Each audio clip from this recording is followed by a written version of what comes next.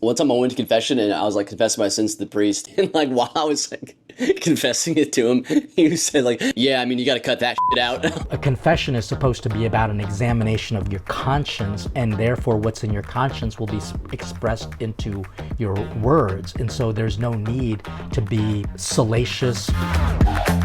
Welcome to the Father Leo Show, where I am dishing out faith, culture, and commentary. And in this episode, I'm going to review with you what a priest should not do during a confession. There's a video going around. I'm going to show it to you in just a moment. And I think that there are some things that all priests and perhaps anyone going to confession can learn about what the real meaning of this sacrament is about, because if there's one thing that people are most afraid of, it's going to confession. So I think this episode is going to help everyone, including the priests. But before we jump into it, please make sure you like, subscribe, share, and comment. It helps to overcome the algorithms that want to suppress good, Catholic, pastoral, and balanced content. And as always, please consider supporting us on patreon.com/The Father Leo Show so that we can continue to feed people body, mind, and spirit. So let's just jump right into it with what a priest did very wrong, in my opinion, in a recent confession that was actually shared with somebody on social media. So as far as social media goes, you can't trust everything that you hear or see on TikTok, Instagram, whatever social media platforms you use. But when it comes to a testimony like this, I don't doubt its veracity because I myself have experienced it. And I think an episode like this can not only help the penitent, it can actually also help the priest, because priests are human too. And last time I checked, we go to confession as well. I go pretty regularly myself, and if something like this ever happened to me, I probably feel the same way as this young man did in this video. Check it out. One time I went to confession and I was like confessing my sins to the priest, and basically told him that I was like having like a relationship with a woman that I knew we would never date or anything. It was purely just like a physical thing.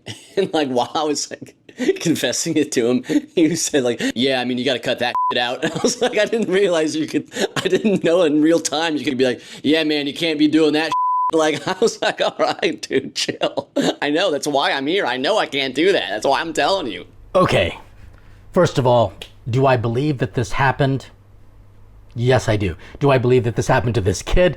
Well, the young man that is. I mean, he's literally making a confession on social media. So I don't doubt him whatsoever. And the other reason why I don't doubt him is because I've heard horror stories like this, and I've actually experienced it myself. In one of a recent videos, I kind of talked about 5 of the worst confessions that you can actually go have. And you know, it's actually a burden of responsibility on the penitent. That is the person making the confession. So the penitent is the person going to confession. The confessor is basically the priest who's validly ordained, who has a responsibility to provide pastoral, spiritual, and sacramental care for any penitent who comes. But I don't know if these are the exact words that the priest used for this man. So the first thing that I'm going to say is there should be no cursing in a sacramental confession. I mean, even if you confess, hey, I've cursed, there is no need for you to say what the curse words are. But if the priest used that language, and by the way, not all cursing is confession worthy. Sometimes it's kind of a slip of the tongue, which basically means that you are kind of out of your control. And obviously the first things out of my mouth should be, Jesus, I love you. But sometimes that's not the case. And so depending on my state, I would have to kind of, not state like what state I'm in, but in my state of being, you know, if I know that I need to get to confession, I can find that the cursing comes out more eloquently, to say the least. And because I am, you know, a cook, we're notorious for bad words. But there is no reason to do it, especially in a confession. So I think that if the priest said that word, you know, the shiitake word, which, by the way, was what my former podcast was called, Shoot the Shiitake with Father Leo. That was me being kind of tongue-in-cheek, and some people just couldn't handle it. So I'm like, for all of the pious folks. But I think if the priest used that kind of more vulgar expression, which used to be banned from TV, now it's no problem for people even on G-rated movies to hear this kind of language. But if the priest did that, it was probably at a youth conference. Not that this makes it better, but I'm just saying that it just sounds like a youth conference experience where, sadly, the priest is trying to be relevant, which is kind of like the worst thing that a priest can be in a case like that. And so the first thing that I can observe is, a confession is supposed to be about an examination of your conscience, and therefore what's in your conscience will be expressed into your words. And so there's no need to be salacious, or, even though you want to be 100% honest, it's best not to use the more vulgar expressions, but to use maybe a grace-filled expression. Maybe the priest could have said, hey man, that this is a sin that needs to be avoided at all cost, or something to the effect of, this situation is putting you into spiritual harm. But to say you got to cut that out is just kind of, I would say, inappropriate for a sacred moment. And I am no prude, but I just think that young people are impressionable. And clearly this young man was left with an impression. The second thing, if this goes down the way this young man describes it, the second thing that I think went wrong is that the priest should not have interrupted this young man. I mean, again, if this was a youth conference and you see a bunch of kids lined up and they just want to get to confession, it's still no reason to cut somebody off and to offer your advice at that moment. I just think that it's in bad form, and it shows perhaps a little bit of an impatience when it comes to listening. And look, have there been times when I've been impatient? Oh yeah. And I would let that person kind of go on, because obviously the person is just trying to say they're sorry for something. And it would just be inappropriate for me just to jump right in and kind of cut him off. And why? Because I think, here's the third thing that went wrong.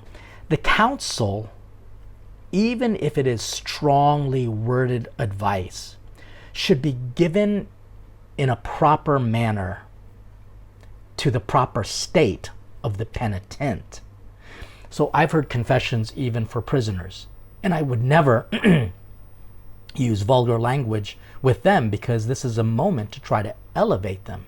In this case, this is a young man who knows that he did something wrong, and he's making that confession for the priest to kind of interrupt, and even to offer that strong advice should be given in a more appropriate way, knowing that this young man is impressionable, knowing that this young man is sorry. And I think that's the fourth thing that I've kind of got out of this experience and hearing this young man's testimony. We have to trust that anybody who is going to confession, even if it's not a perfectly examined confession or so detailed, number, kind, all of that kind of details, we have to trust that the person is sorry. And that's what this young man was trying to do. He was trying to say, I know. He was actually telling the priest, relax, man. I know. That's why I'm confessing it. And it really just shows that this young man has more of a spiritual maturity than perhaps that priest at that moment. And why do I say that? Well, because priests are human too, and we can sometimes be challenged, by the confession matter, by the person giving the confession, by the fact that we might be just tired. It's really not an easy situation to hear someone's confession. It's a grace-filled moment, but it is not easy to give a confession, to receive a confession, and obviously to make an absolution for something like this, because this young man, is his contrition perfect? Probably not. He might fall back into the same sin again. We have to rely on God's grace. I know there have been many sins that I have confessed and I have fallen into them repeatedly, and I just simply ask God's grace, and I would hope that my confessor would be more patient and would, number one, not use that kind of language because I'm trying to elevate my soul and my conscience. Two, would be a little bit more listening and a little bit more patient and not interrupt me. Unless, of course, there's something that the priest didn't understand, he can say, I'm sorry, can you maybe explain that situation again? I don't want to interrupt, but I just kind of want to hear a little bit more about what you're confessing and understand it better. That's a second thing. We shouldn't be interrupted in this confession. Just let the person speak. And also the counsel, no matter how strong advice I need to give to someone, I'm going to ask them a little bit more about their state of life, which is why, or their kind of state of formation, which is why that's why it's important to say my last confession was, because if this kid is a good Catholic, and he seems like a pretty good Catholic, in fact, he's a great Catholic, the fact that he went to confession, he knows what his sins are. Maybe he went to confession just last month. Then in that case, I should make my advice more appropriate to his conscience, because I don't want to leave him shocked or disappointed. I always want to leave people in what is known as in good faith. And what does that mean? It means that you're always going to be left with a sense of hope, with a sense of God's grace and mercy stronger than any sin you can ever, ever, ever even imagine doing. And then the fourth thing, again, we have to trust that if someone is coming to confession, they are sorry. and that they know what is right and wrong to a degree. Sure, can consciences be better formed? Yes, especially in this day and age where relativism is taking over. My gosh, sometimes it even takes over my mind, and rationalizing becomes kind of like a contact sport. But in this case, this young man is going to confession. We have to trust that he does know what's right and wrong. And so for that priest to kind of offer that less than grace-filled advice, I'm not angry at the priest. I think I can understand, but we can always improve. We can always improve as a penitent, me going to confession, and also we as priests, we also need to be improving. We also need to improve in being good confessors. And I think St. John Vianney, Padre Pio, these are all great examples. And people say, yeah, but these guys were strong in their confession too. Well, unless you are starting to bleed from your hands or are literally fighting the devil in your own bedroom, maybe we need to be a little bit more humble as confessors, because I think Jesus, being meek and humble of heart, is what brought many sinners to a greater sense of conversion. I hope that this helps, because confession is one of those things that people are afraid of, and things that it's one of the best kept secrets in the Catholic Church. And we need to share the good news about going to confession. Just on a side note, I did an episode about this bill in Washington state that would require priests to be mandatory reporters if they have a penitent confess violation of children's dignity in a sexual manner. And I was actually featured on a Dr. Phil show. I'm hoping to find that episode, and I'll make it available, especially for our people who support on Patreon, because I think you're going to hear why I feel that that is a terrible law. I'm in good company. The United States Conference of Catholic Bishops say the same exact thing.